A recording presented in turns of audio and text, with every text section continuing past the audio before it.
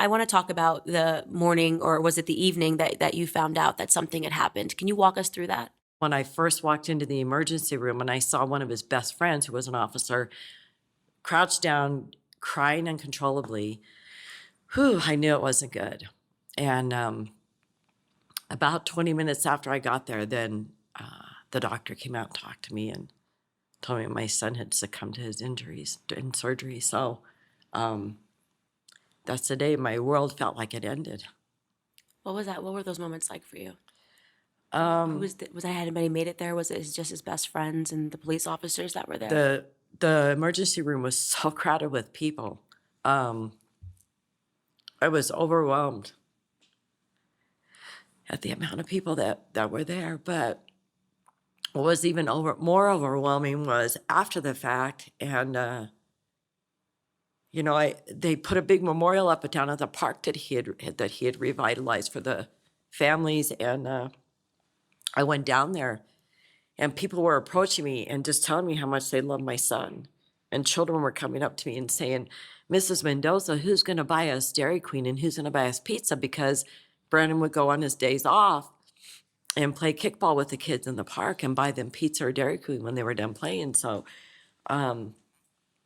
it not only affected me and changed my life, it affected these children's lives. Right. And this is a minority, Right, minority children, Right. right? And their lives are affected, and there's this outpouring of love for you. right. And I mean, what is it like just waking up the next day and your whole world is different? What do you do? Who do you call? I didn't sleep for probably 3 days, 4 days, and his friends came over to give me something to make me sleep.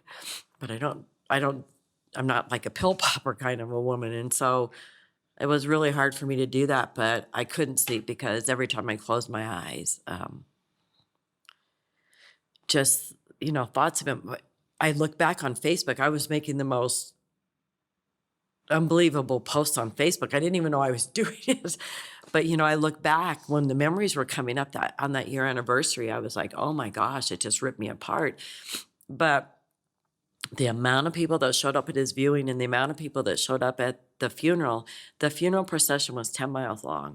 Wow. And it was lined with people, I mean, children from elementary schools. They had just citizens standing out there with signs, "We love you, Officer Mendoza." I mean, I was overwhelmed. And the things that I found out that my son was doing for people, spending his own money Christmas shopping for families. I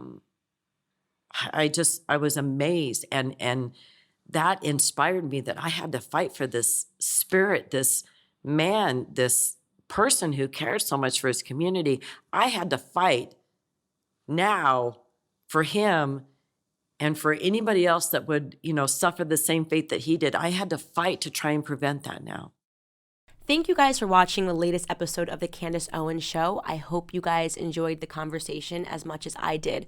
As many of you guys already know, PragerU is a 501c3 nonprofit organization, which means we need your help to keep all of our content free to the public. Please consider making a tax-deductible donation today. I would really appreciate your support.